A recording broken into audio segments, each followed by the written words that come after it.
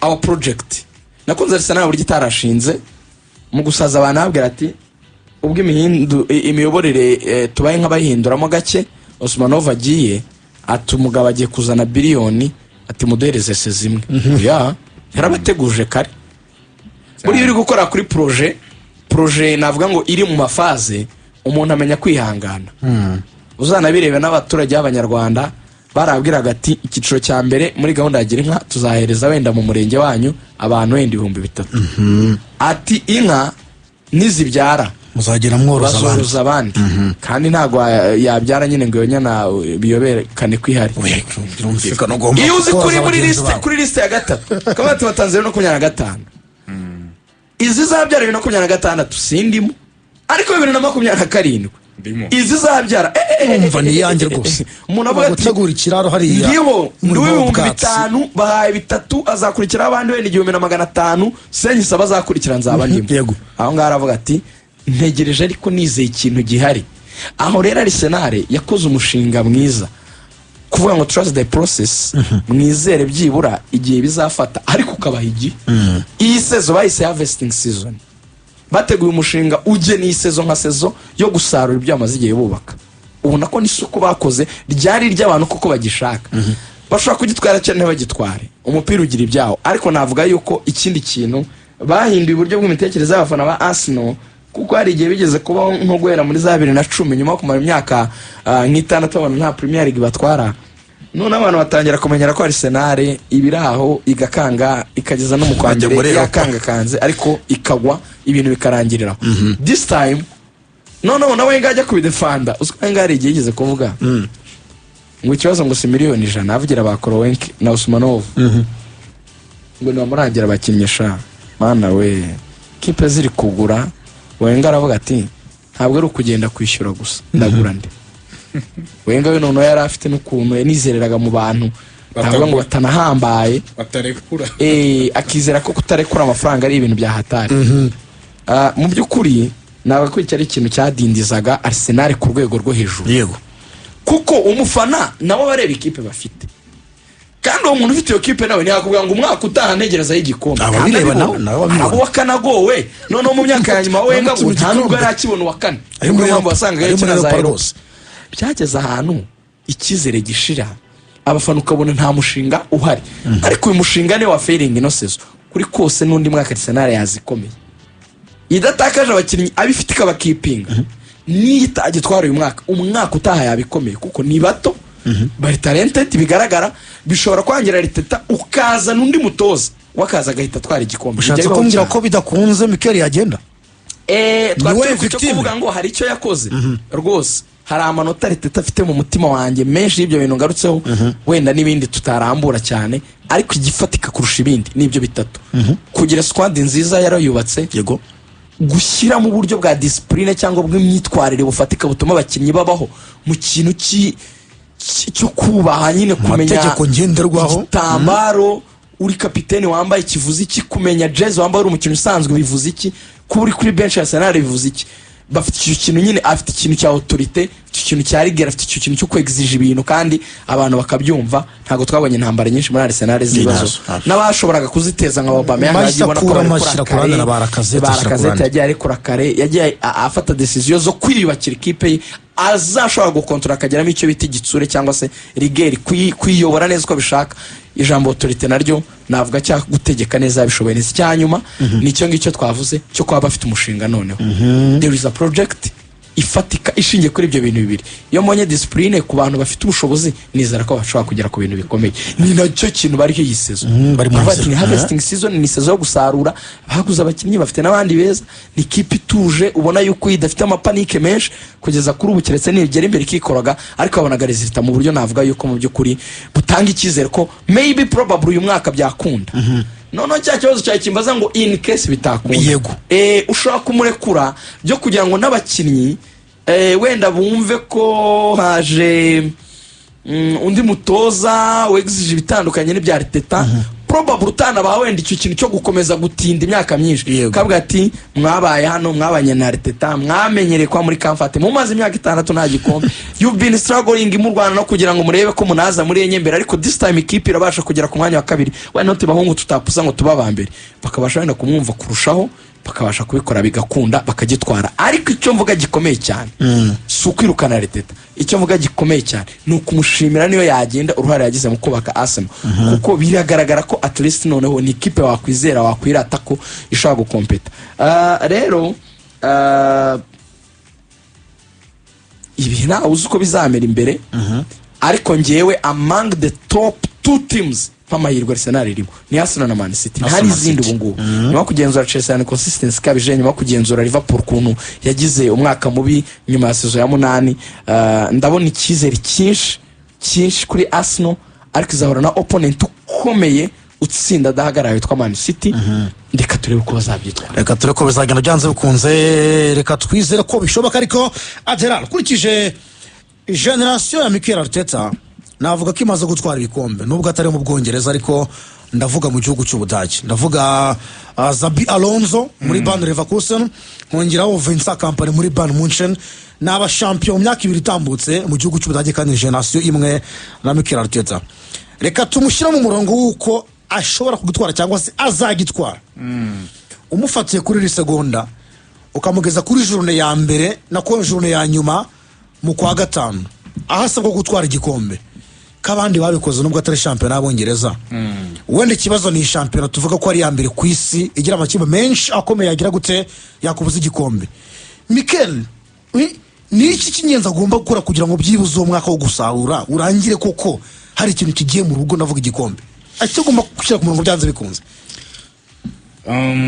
arakoze cyane mwembi rigana bisesenguye neza cyane ako nebyabuza ko wakongeraho hari no kuntu wumva ingingo itanogonowe cyangwa ukaba ufite yindi mwe cyangwa kongeramo kandi karungo wayangije rwose nta kibazo komereza aho ngaho kandi utuntu nakongeraho nayangije ariko ubwo nizasirenge z'abajene ubwo nuko ngo nyikoze neza wikoze neza abantu batabyumva ko wikoze neza cyane udufiga nshaka kongeraho nuko mu myaka 6 ashoye miliyoni 500 z'amapaundi investinze kabisa miliyoni 500 z'amapaundi 250 muri zo azishoye muri Amerika ntabwo ari menshi bisobanuye ngo indi myaka 5 yari ishize bashoye 250 zonyine kimwe rigani yavuze 50 kuri buri sezo kimwe rigani yavuze ntago bahutiyeho babijyanye step by step ariko kubera ko uyu mwaka ariwo babaraga ko nyine ari wo guharvesting wo gusarura niwo bashoye amafaranga menshi kuruta ikindi gihe cyaricyo cyose miliyoni 250 kukugarura icyizere rigani yakomojeho muri ino myaka nk'ibiri ishize birashingira kuki n'uburyo yayisanze ibintu byinshi byarangiritse Arteta imyaka 3 ya mbere equipe ntago yasorezaga mu equipe akina Champions League yasorezaga hanze ya equipe ane ya mbere Arteta sezo ya mbere na 19-20 yari yabaye wa 8 sezo ya 20-21 nabwo abo wa 8 sezo ya 20-22 abo wa 5 iyo myaka 3 nuyiteranyaho kuva mu 2017 mbere yuko hagera indi myaka 3 yabanje mbere yuko hagera nabwo Arsenal ntago yikarifiyaga muri Champions League mu yandi magambo kuva 2017 kugera 2022 Arsenal yamaze imyaka 6 idakina Champions League yego Arteta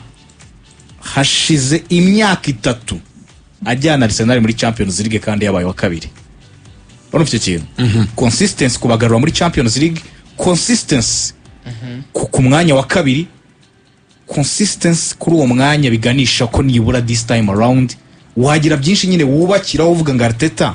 wakabaye urenga ibyo byose ugatwara birenze umwanya wa kabiri ukaba wa mbere tubanze tumushimire ko nibura imyaka 3 Arsenal imaze kina Champions League yo consistency kuri yo yongeye kugaruka ne yageze muri iyi mikino ubona ko atavamo nk'umwana avamo kigabo ubwo hatu nabikomoza kugira kimwe cya Real Madrid awanda we yageze kimwe cya kabiri sezererwa na Paris Saint-Germain umwaka wari wabanje yaviremo kimwe cya 4 sezerewe na Bayern Munchen bisobanuye ngo no muri Champions League yatangiye kujyamo kandi akagera kure Arsenal hari icyubahiro runaka Arteta yongeye kuyigarurira. Reka tugaruke kuri iki kintu cyawe Arteta. Ubwo harimo no gutwara ibikombe bitatu, kimwe cya FA Cup 2020 na Community Shield 2, ariko ntago nyine bihabwa agaciro, ntago ari igikombe nyine yashyira kuri table ngo umufana wa Arsenal yishimire ko watwaye FA Cup. Ntago abafana ba Arsenal nyine baracyafite inyota, baracyamusaba byinshi birenze ibyo ngibyo, ibyo ntago bihagije. Atoje imikino 314, atsinda imikino 191, anganya 53, atsindwa 70. Muri Premier League gusa atoje imikino 226, atsinda imikino 134, anganya 44, atsindwa 48. Sasa Mikel Arteta ni iki this time around yakora kikamurenza kuba umwanya wa kabiri? Ni ikibazo cyawe cyaganaga siko bimeze? Yego. Cyo yakora kikaruta icyo Man City yakora, icyo Liverpool yakora, icyo Chelsea yakora, kugira ngo ashyiremo icyo kinyuranyo amaze imyaka 3 andi ma equipe amushyiramo umwitangirizwa akamutwara igikombe cya champion. Liverpool umwaka ushize yarabikoze, Man City nayo yari imaze indi myaka 2 ibimukora agomeza gusoreza ku mwanya wa kabiri. Mikel Arteta tumaze iminsi tubisesengura, ariko ndumva aricyo kintu nashingiraho ngusubiza. Arteta akeneye kumenya ko igikombe cya champion ni marato. Ntago marato ari ngombwa ko uyiyobora kuva mutangiye gusiganwa kugera kuri finish line. Akenshi utangiye uricyo wananiwe. Kugerayo wananiwe. Aha. Ahubwo ugomba kuba nka Pep Guardiola n'ukubwira ngo champion umuntu arayijera. Icyo ukora wowe ntago umuntu uri ku mwanya wa mbere agushyiramo ikinyuranyo kinini, wowe umuguma hafi, uguma muri close. Ahubwo muri za mpera za champion nibwo nawe ufatiraho, nibwo watsumura, nibwo ukandagira kuri ku muriro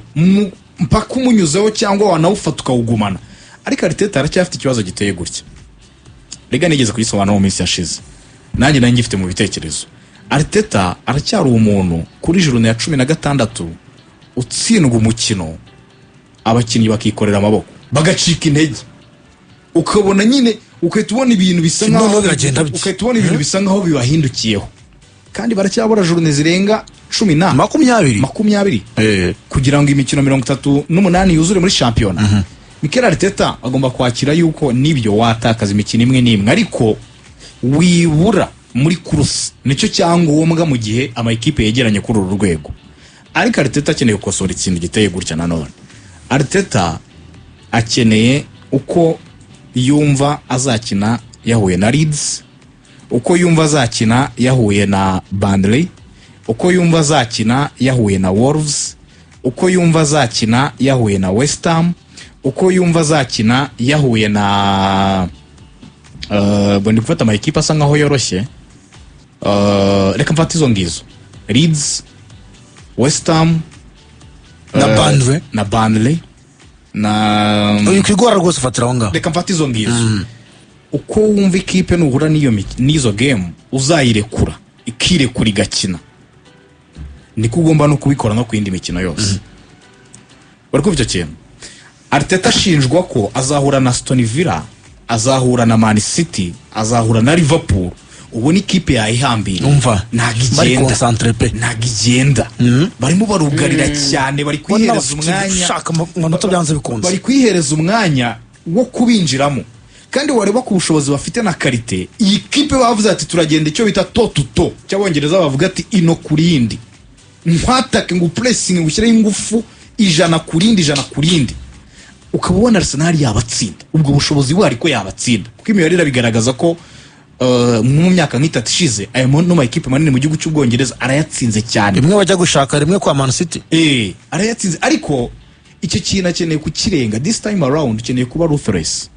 Niko Jurgen Klopp mu myaka yamaze mu gihugu cy'Ubwongereza kugira ngo atware igikombeho Pep Guardiola icyo yakoraga, nibyo yatakaje ibikombe byinshi, ariko equipe ye yarazaga kuri Etihad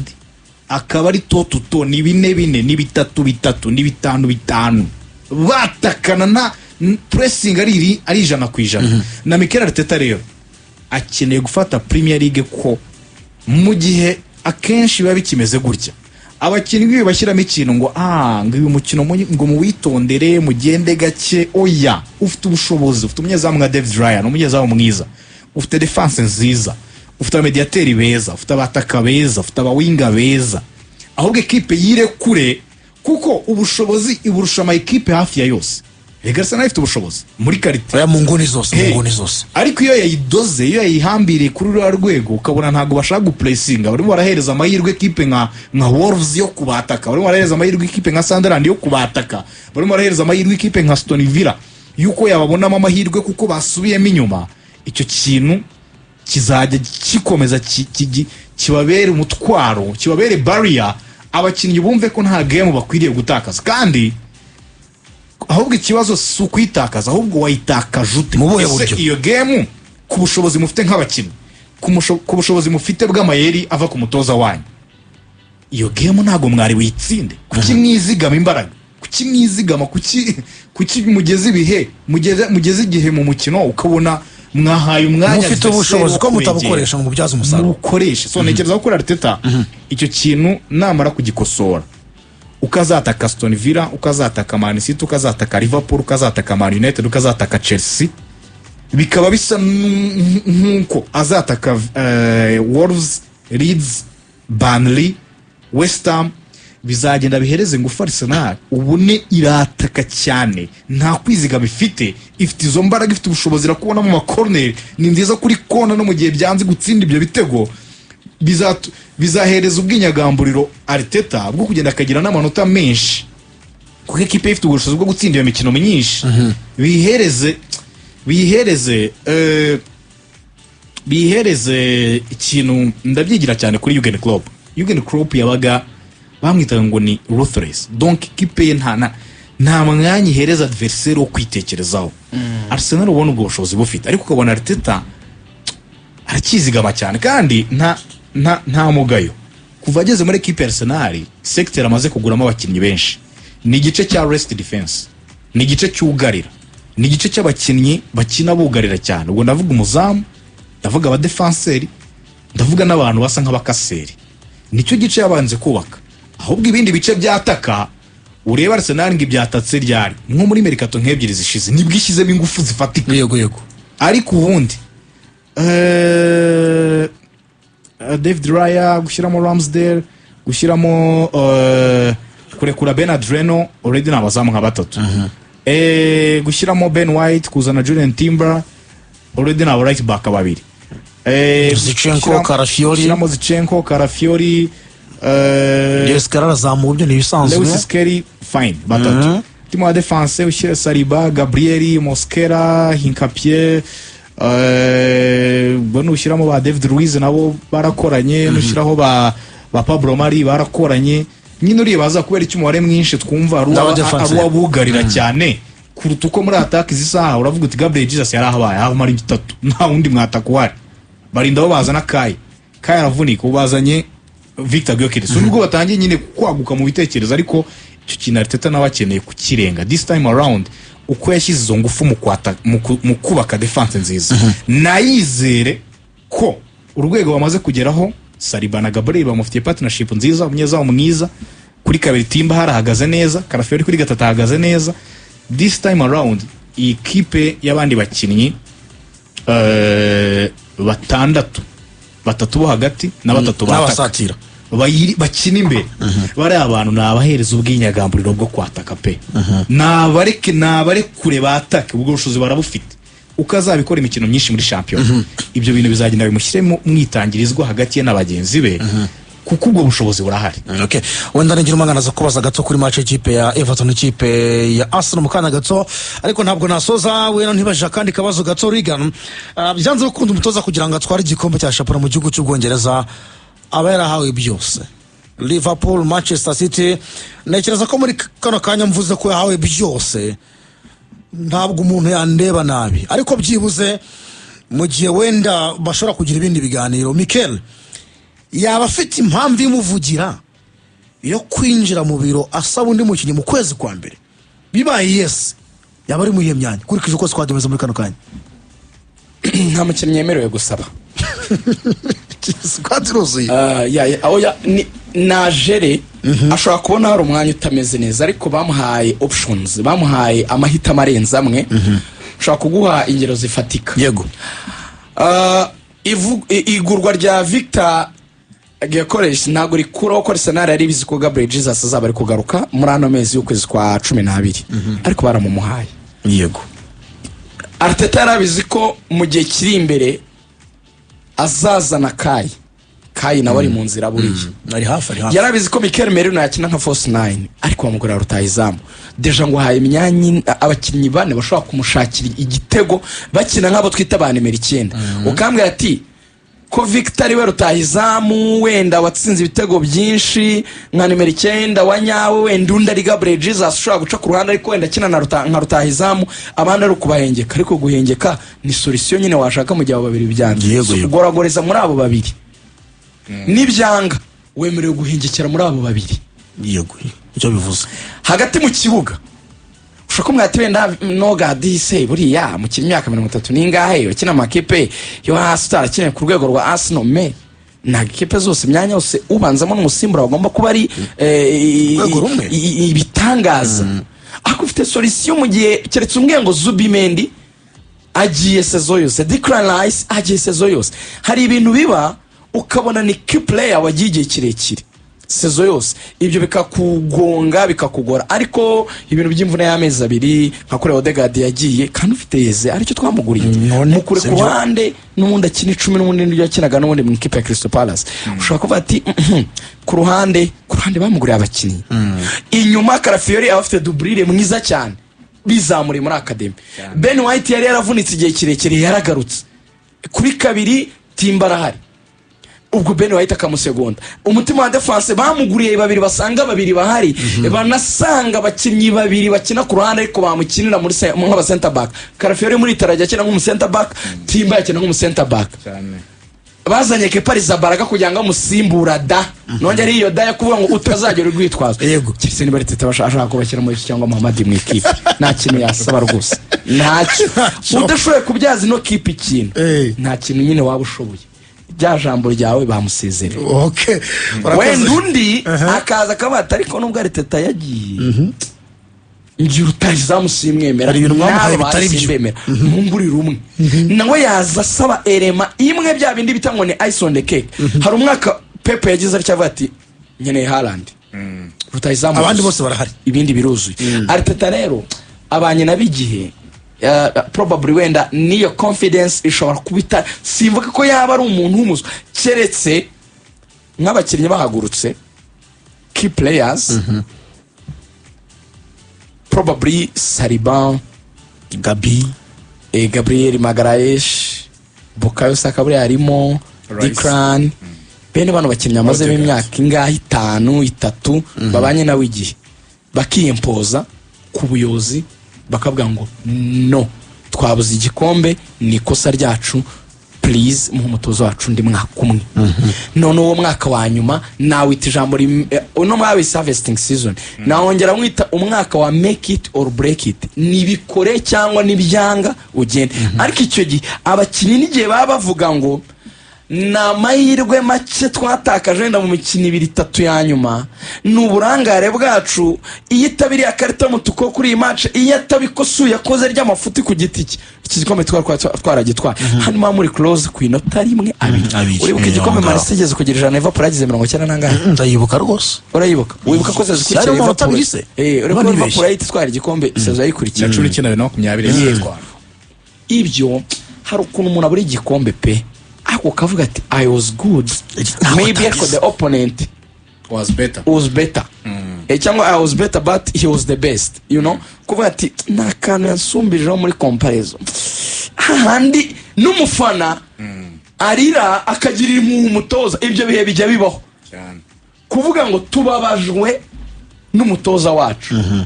icyo gihe mushobora kumwihangana mukamuha indi chance ntacyo atakoze ariko twaramukosa ritagiye akora mu myaka yashize.